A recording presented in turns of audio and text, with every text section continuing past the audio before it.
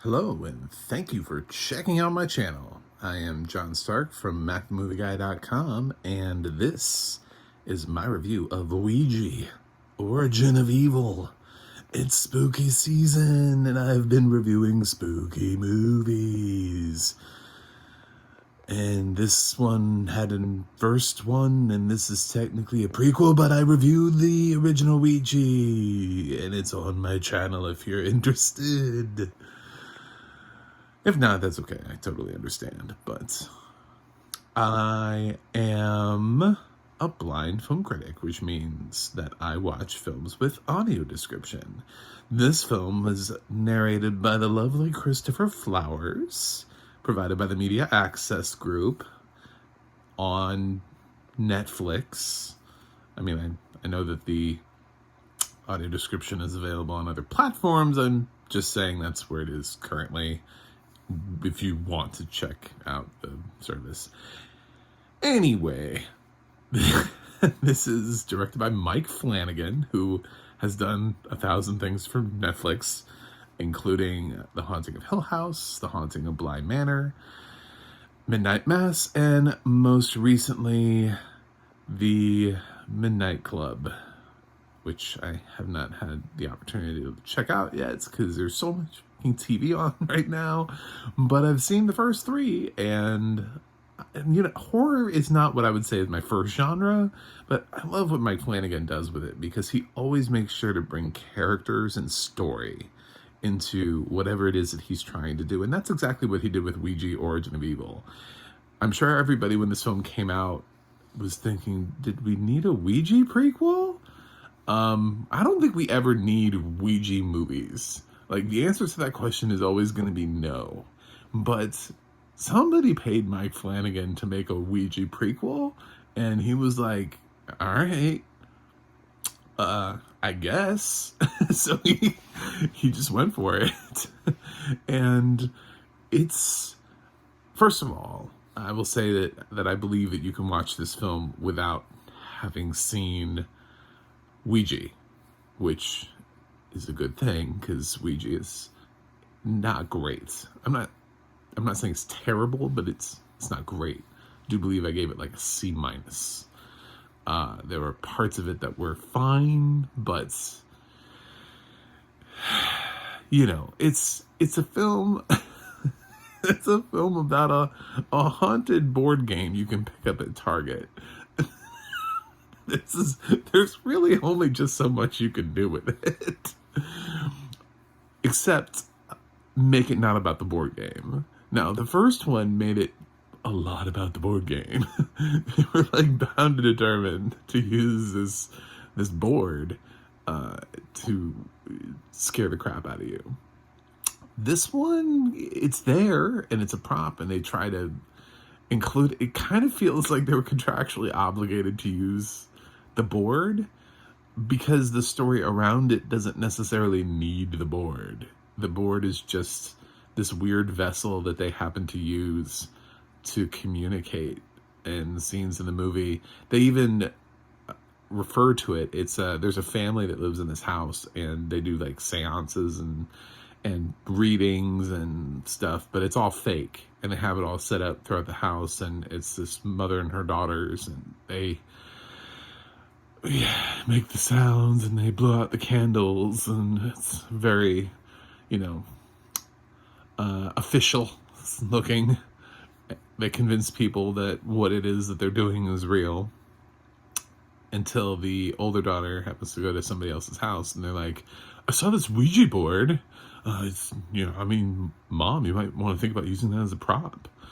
So she goes and gets one and brings it in, and she puts like magnets underneath it so she can control where the planchette moves on her own.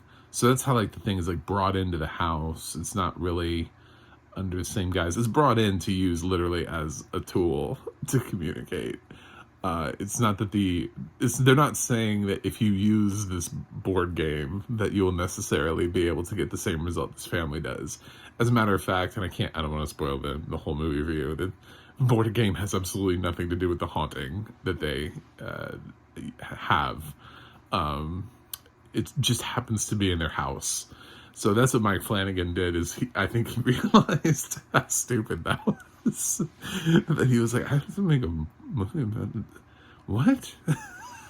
So instead, he just kind of made it like it's there, and it's one of the things that's in the movie. I'll say it's used fairly prominently, but it's always used in a way that is not the same way the first film tried to convince you of it being. This one tries to explain and make the first film. This is like an explanation of like an apology for the first film, and tries to make you feel like, oh, that's what we were trying to do. That's what was really happening. It's a nice companion piece to the first one. It's like in defense of or something. But this just ends up being a better film. I don't think that everything he did here. I think this is still Mike Flanagan making somewhat predictable horror choices. But even by this point, he had already directed some horror films that I thought were better than most. Like Hush is great. If you have not seen Hush, please see Hush. This is just a great horror film. Very original.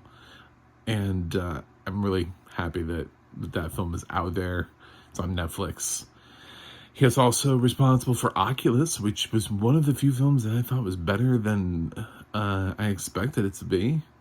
I thought it was just going to be some cheap horror film, but it actually had some character work in there and ended up being kind of nice.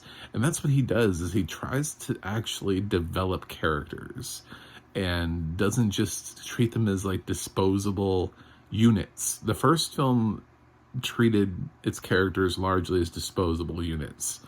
I mean, there were definitely friends who just existed seemingly for the sole purpose to die. That doesn't really happen here. Everybody sort of is introduced in a certain way for a specific purpose and is part of this family. So it's just a better written story. Does it have some horror tropes that I wish it didn't have? Sure. I mean, I don't need to see people crawling on the ceiling, like that's like every possession movie, really. Does every possessed being always crawl on the ceiling? Oh, look up. Oh, she's crawling on the ceiling again. Damn. All right. So yeah, there's some tropes, but it's legitimately creepy. I wasn't like scared out of my mind because Mike Flanagan doesn't go for a lot of cheap jump scares. There are jump scares in this film, and maybe they're scarier to a visual audience because as they were described to me, I was thinking, oh, that could have made me jump.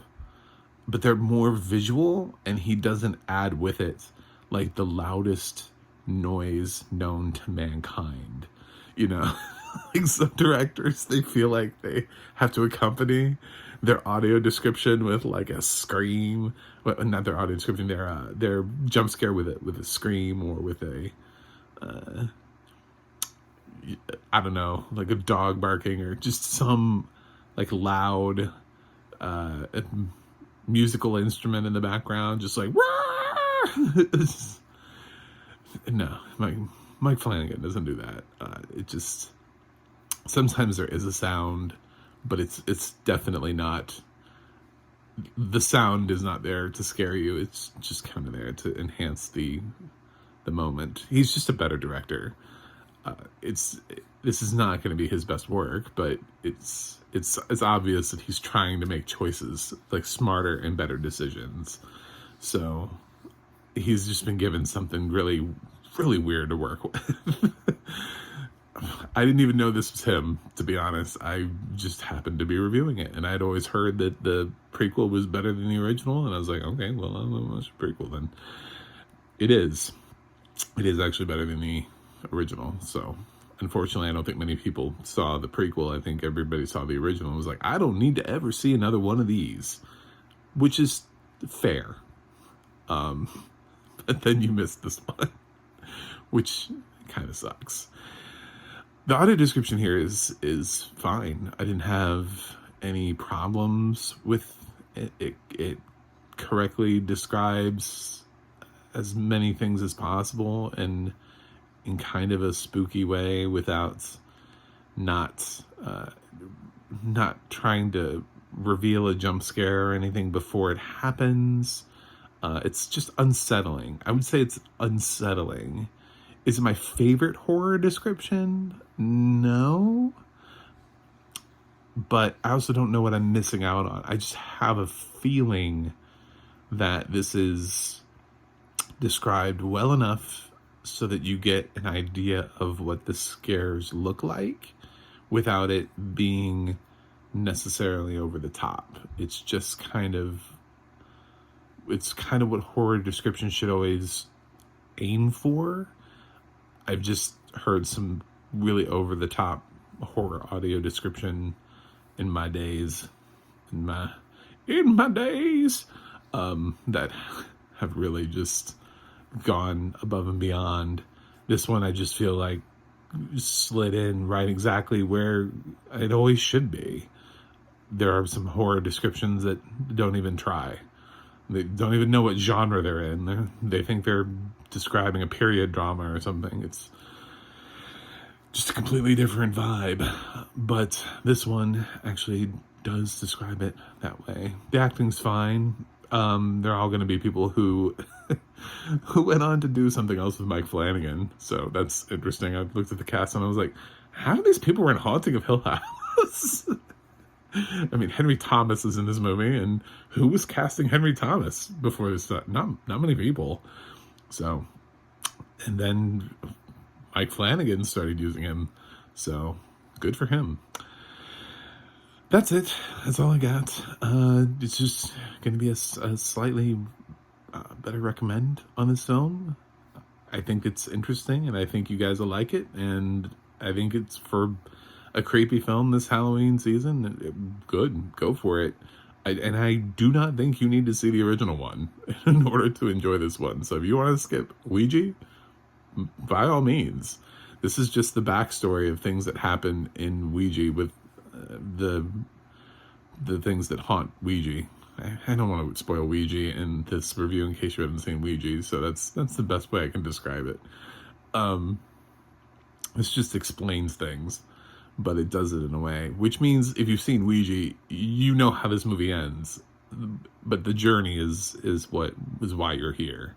So that's it does kind of take a little bit of the wind out of the sails, but that's what can you do, you know? We all knew the Titanic was going to sink, and we still loved that movie and gave it like 11 Oscar nominations, and people went week after week to see it in theaters. So everyone knew that boat was going to sink. So it was about the characters and the journey, though. So that's it. I'm going to give Ouija Origin of Evil a B-. Yes, that's a high grade, right? That's a full letter grade up from the original. It's well deserved and well earned, and still not Mike Flanagan's best film, but I appreciate what he tried to do here. So thank you, Mike Flanagan, for giving us a film about a board game that wasn't just like silly.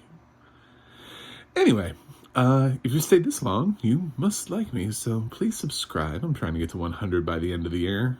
I really ideally one day would like to be at a point where I don't notice when my subscriber count fluctuates. When you're really low, it kind of sucks when you lose somebody. I want to find them and be like, I'm sorry, could you give me some feedback as to why you unsubscribed? So I'm trying to hit triple digits and then move on up from there, and I think I can hit 100 by the end of the year, but I need some people to click that subscribe button, and you could be that person. I also have a website, MacTheMovieGuy.com. I have a Twitter at MacTheMovieGuy.com. There's a recurring theme there. You can go to the audio description project, adp.acb.org. It'll let you know what has audio description and where you can watch it. It's a great tool. And you can also go to the adna.org, and you can look up Mr. Christopher Flowers, and you can say, hey, what else has this guy done? and you can look at it. So, thank you for staying through my review of Ouija, Origin of Evil. Now I gotta go review something else, but I will see you guys on the other side.